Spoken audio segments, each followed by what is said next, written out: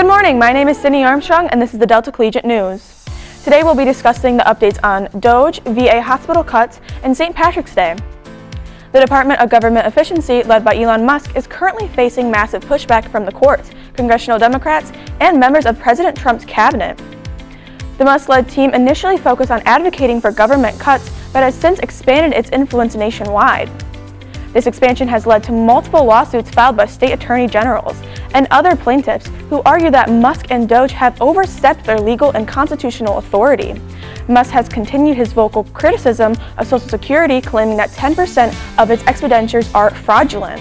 However, a report from the Social Security Inspector General last year estimated that improper payments were actually less than 1%. Now heading over to Nick with our pop culture segment. Thank you, Sydney. Hello everyone, it's Nick Longstreet back with the pop culture report for the Delta Collegiate. First up, we have more names added to the DIDDY list as comedian DRUSKI and football player Odell Beckham Jr. were named by an anonymous victim.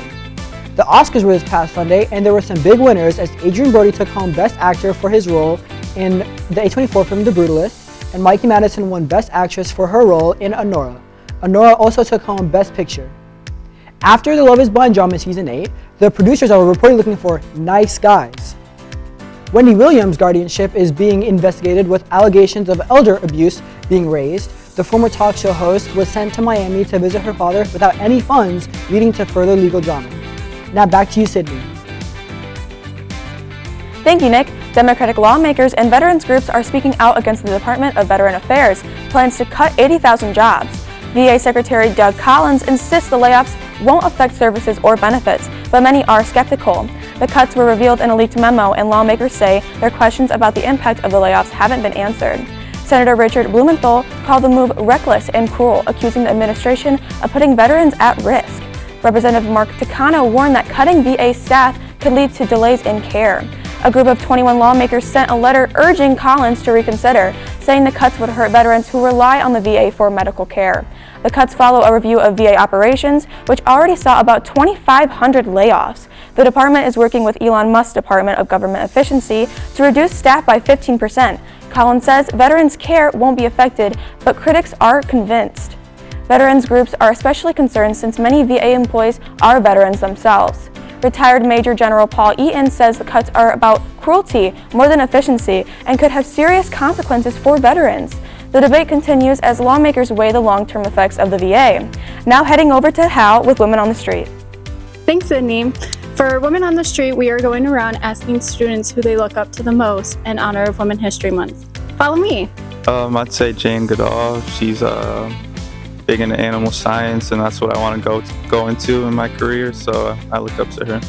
I would say Malala Yousafzai. She, in Pakistan, fought for women's rights to an education and got a Nobel Peace Prize for surviving a gunshot to the head for fighting against them, and she was 14 at the time.